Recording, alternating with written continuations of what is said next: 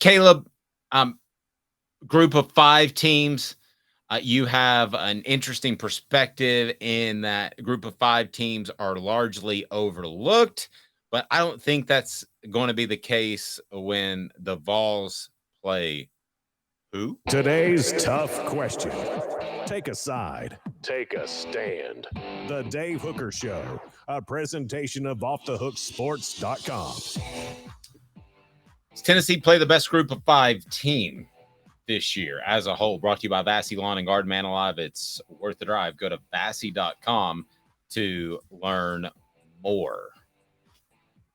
With their buying power, it's worth the trip from Nashville, Knoxville, or Chattanooga to Cleveland, Tennessee to save thousands of dollars. Vassy Lawn and Garden, Vassy.com. They bring you the Vol Report with Jacob Warren each and every week. So, Caleb, this group of 5 discussion is pertinent to Tennessee. Why? Because Tennessee plays who I believe to be the best group of 5 team in the country this year. The team that's going to get the New Year's Six bid out of the group of 5 in the Texas San Antonio Roadrunners. A team, by the way, that wasn't even Division I a decade ago and is now going to join the American Athletic Conference.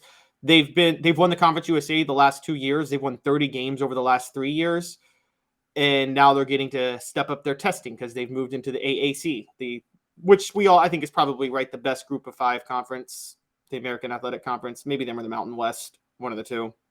You know who helped build them to where they are, right? That was a coach there. Are you aware with a Tennessee tie? Who? I'm not sure. Frank Wilson, a very good recruiter out of the Louisiana area. He went back to Louisiana for a short time when the whole Lane Kiffin thing blew up, and then he got the head coaching job at UTSA, and he helped them transition into being a Division I power. Very, very good coach. So Frank Wilson is back at LSU. He served as the head coach at UTSA from 2016 to 2019, then McNeese University in Lake Charles. He is as good of a recruiter in Louisiana, not named Ed Orgeron, that has ever walked the face of the earth. He is the type of guy that other recruiters should fear in the Louisiana area. He has done a lot, not just for recruiting, but for altruistic reasons to help inner city youth and impoverished areas in both Baton Rouge and New Orleans. He was actually featured on Primetime, was it Dateline, that used to be such a big news show, and I don't know what's happened to it now because we get news all the time on 18 different channels. But he was featured on that, and if you got to recruit against Frank Wilson in Louisiana, you're probably losing. Intriguing. Did not know that. Well, he's at McNeese State now at a lower level, so it'll be interesting to see how that goes.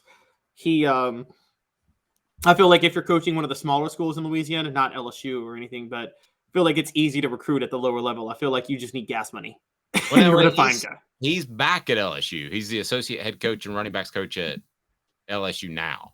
Oh, that's right. He was at McNeese State for 2 years. I'm sorry. You're right. He's at. Well, yeah, that's dangerous. And then him recruiting Louisiana with Brian Kelly, the schematic genius. And y'all call me an LSU homer, but this is something to be scared of. But yeah, so Texas San Antonio returns their quarterback. They return a lot of talent. I just think that Tennessee should win. They should win easily, but they can't just cakewalk this game. No. And Travis brings up a good point. You get zero credit for beating them. Zero. I mean, it's one of those where I don't know why you schedule it. You knew Texas San Antonio was a program on the rise. This was back in the it's kind of like back in the day where, Memphis was the one school that Tennessee would schedule a home and home with football-wise because they wanted the recruiting edge in basketball. So it was kind of an agreement there. But most of these schools that can be dangerous, you don't want to schedule them because you get no credit for beating them. And if you lose, it's a really bad look. No, agreed. So we will we'll see what UTSA is able to bring to Neyland Stadium. Like you, I think that Tennessee should win fairly easily. That's got to be an incredible place to recruit to because, goodness gracious, it's like a cleaner New Orleans. It's like somebody took one